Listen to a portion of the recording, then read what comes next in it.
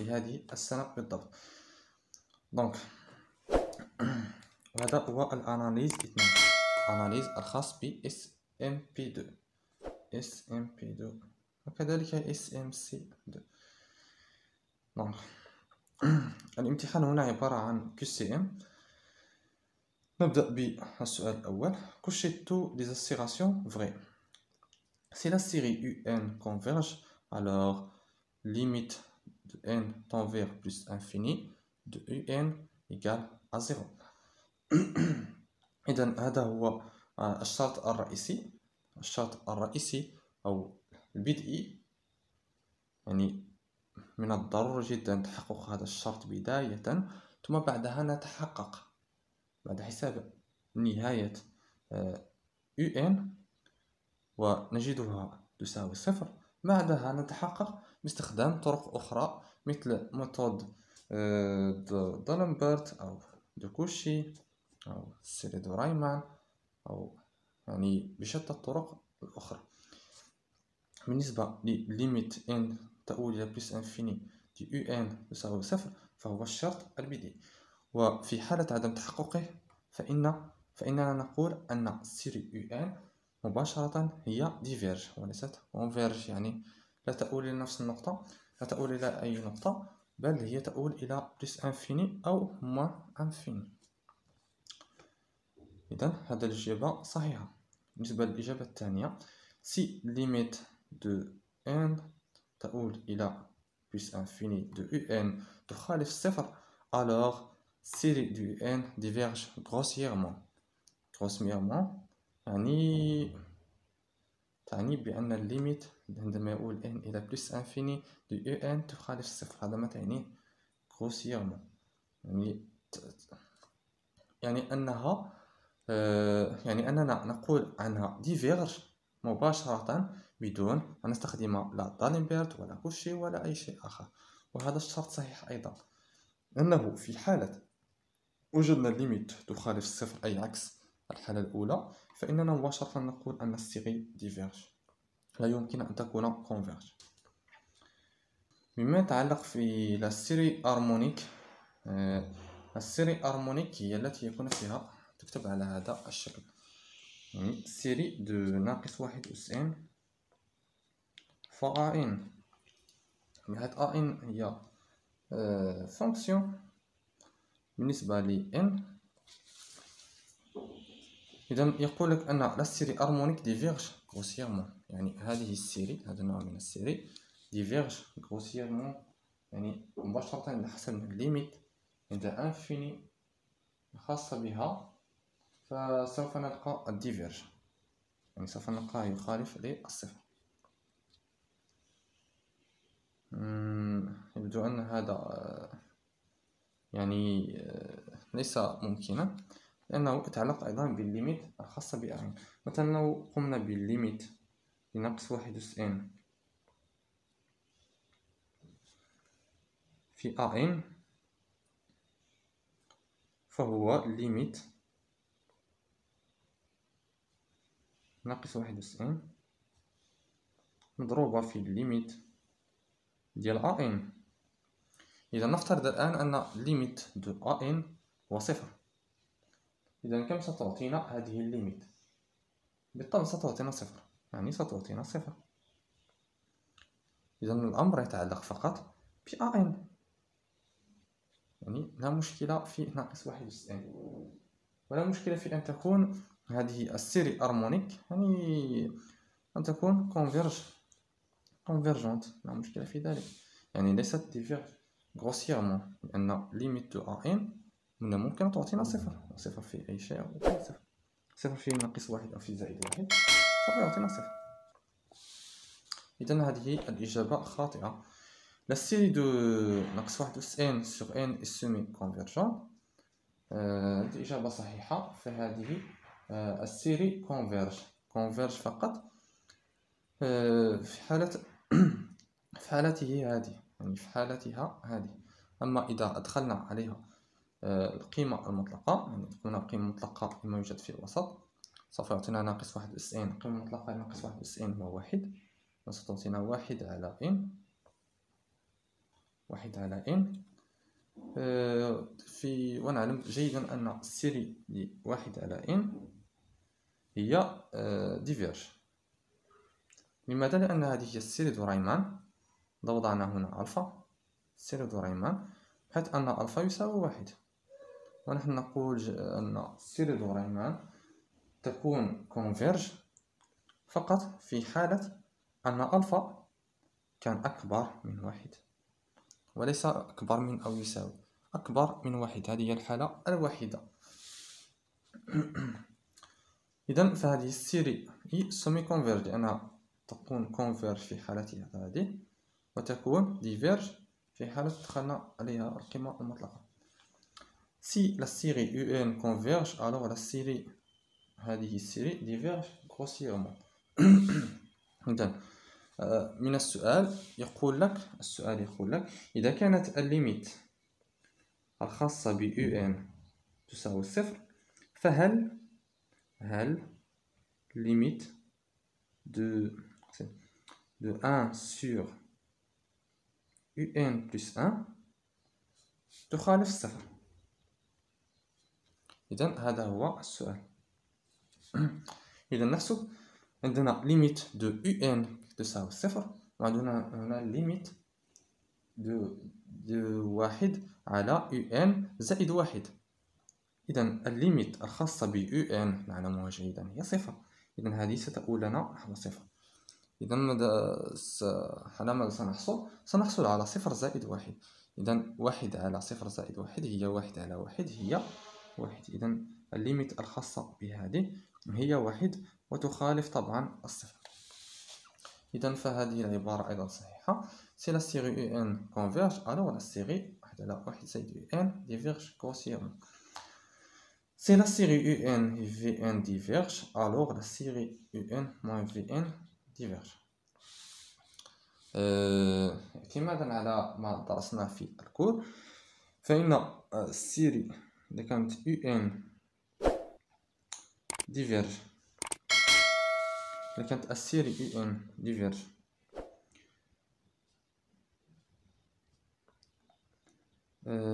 أو converge أو غير ذلك، إذن سنضع جدولا هنا بديفيرج و converge. إذن بالنسبة لconverge زائد converge يعني اثنان من متتاليات السيري converge سيعطينا converge، و converge زائد diverge يعطينا diverge، و diverge plus diverge يعطينا يعني قيمة غير معروفة. يعني من الممكن أن يكون converge ومن الممكن أن يكون diverge. وما في هذه الحالة يعرضان عليك اثنان من السيري على أساس أنهما diverge، ثم يقولون لك أننا يعني نستنتج منذ أنهما diverge كليهما، فنحن نستنتج أن السيري المجموع أو الطرح أو أيا كان diverge، فهذا خاطئ. يعني هناك احتمال أن تكون converge أيضا، بالتالي لا يمكن أن نقول diverge. دونك هذه الإجابة، هذه العبارة خاطئة. Soit Q appartient à R que chez tous les assertions vraies. La série somme de Qn est géométrique.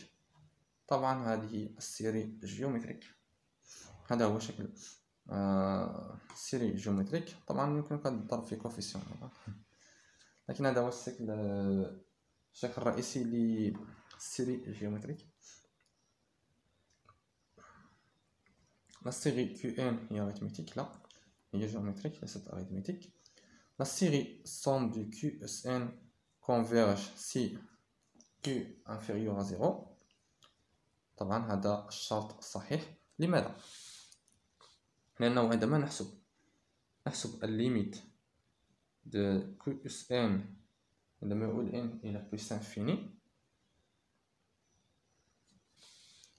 وكان الفالو absolu de Q أكبر من واحد، فإن سنستنتج أن Qsn من Q أس واحد أو لا Q أس 10 Q أس 20، يعني Q au carré Q أس 3 Q أس 10 وهكذا، يعني القيمة تزداد.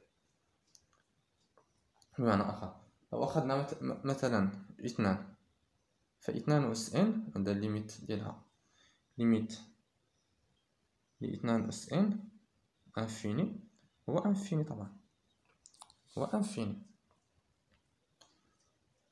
ولكن لو أخذنا، إذا أخذنا قيمة مطلقة ل q أصغر من 1، فسنجد أن ليميت عدد مثلا مثل 1 على 2 أس إن، فإن قيمته سوف تذهب إلى صفر، ستساوي صفر. لماذا؟ لأنه عبارة عن 1 على انفيني. 1 أس إن أس انفيني هو 1، ثم 2 أس انفيني هي انفيني، تعطينا 1 على انفيني التي تعطينا صفر. حسنا، إذن سنكون قد تفاهمنا على هذه النقطة. في حالة q أصغر من 1، فإن هذه السيري يعني يتحقق الشرط ليميت، يعني يتحقق الشرط ليميت في حالة q أصغر من 1. La série que 5 converge si q inférieur à 1. إذن هذه العبارة صحيحة أيضا. Pour q appartient à moins 1، يعني نفس المجال الذي قلنا valeur absolue de q inférieur à 1 هي نفسها هذه. Série de 0 plus infini de QSN هي 1 sur 1 moins q. إذا حسب ما درسنا في السنوات الماضية، فإن la somme de QSN هي 1 moins QSN plus 1 sur حسب كان عليها المهم 1 moins q moins q. حسنا هذه تؤول إلى انفيني، يعني من الواجب على هذه أيضا أنها تؤول إلى بلس انفيني، أقصد بلس انفيني، وهذه أيضا يجب أن تؤول إلى بلس انفيني، بحيث أنه لا فالور دو كي انفيريور à 1. حسنا، انفيريور à 1. إذن ليميت دو كي اس ان بلس 1 عند انفيني سيعطينا صفر. لماذا؟ لأن هذا الشرط من الحقيقة.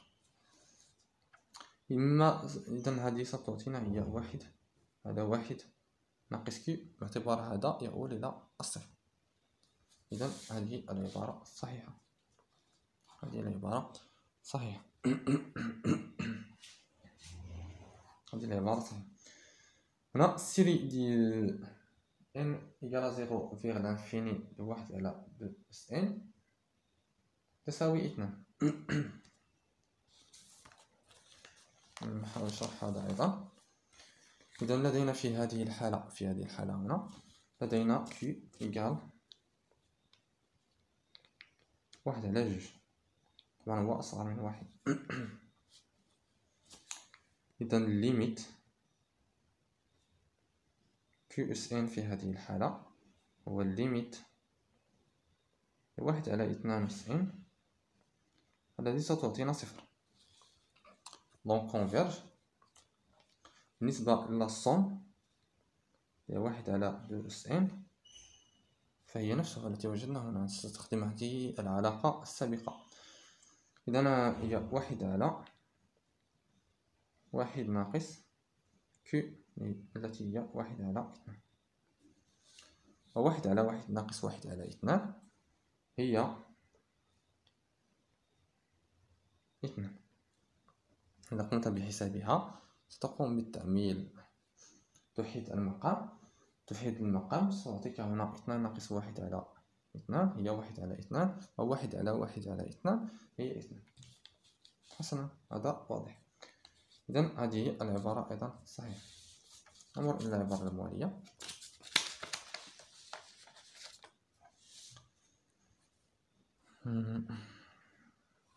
هذه العبارة، إذن سوا UN كوشيتولي ساسيراسيون عطانا UN هي N بلس 1 أس ألفا مع N أس ألفا. إذن هذه السيري نعرفها جيدا، وهي السيري تيليسكوبيك، هي هذه. إذن لا سيري UN اي تيليسكوبيك. دونك أ خطأ، ب صحيح. الآن نلعب بألفا، نلعب بألفا لكي نتوصل إلى حل.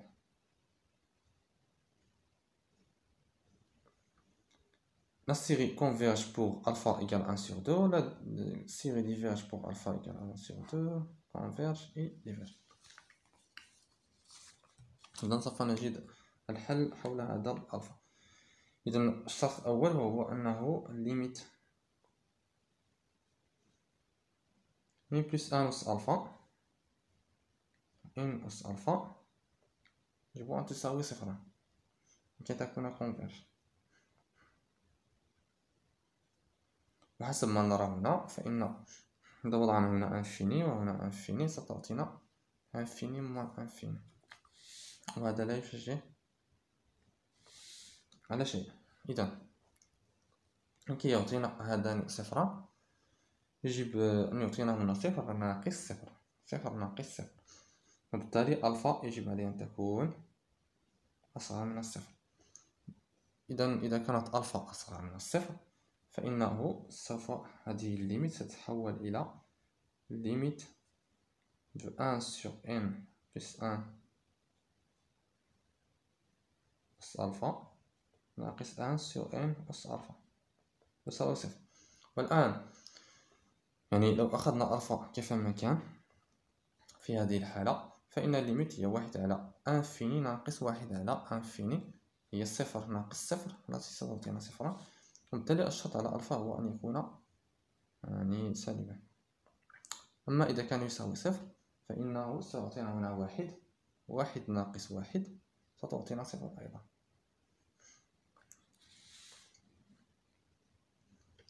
لكن ننتبه إلى الشروط المعطية في التمرين. La série converge pour alpha égale 1 sur 2 ou la série diverge pour alpha égale 1 sur 2. في حالة alpha égale 1 sur 2 donc alpha أكبر من صفر، يعني 1 sur 2 أكبر من الصفر. أكبر من الصفر هذا يعني أنها diverge. Donc la série diverge pour alpha égale 1 sur 2. La série converge pour alpha أصغر من الصفر وهو نفس الشرط الذي وجدناه. دونك هذه العبارة أيضا صحيحة والعبارة الأخيرة خاطئة.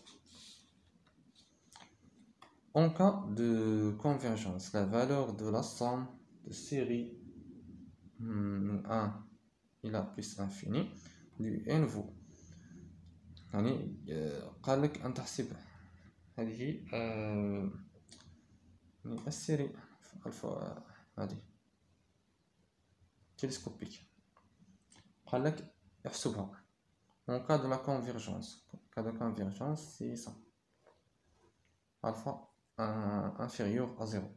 يعني نأخذ alpha inférieur à 0 ثم نحسب la valeur de la somme de la série UN هذه المعطية في السؤال السابق. إذا نقوم بحسابها. عندنا série télescopique تكتب على شكل A1 plus 1 moins A1 ويكون الناتج الخاص بها هو A0 يعني إذا حسبنا A0 إذا حسبنا بها فهذه ستبدأ من A1 ثم هذه ستبدأ من A0. دونك A1 مع A1 سيختفيان، A2 مع A2 سيختفيان وهكذا إلى A1 plus 1. إذا سوف يعطينا ناقص A0 ناقص A0 زائد A1 plus 1. إذا نأخذ هذه إلى انفيني، نأخذ هذه السيري إلى انفيني، نكتب الليميت للسيري A1 plus 1 A1 عند انفيني هي نفسها ناقص A0 زائد الليميت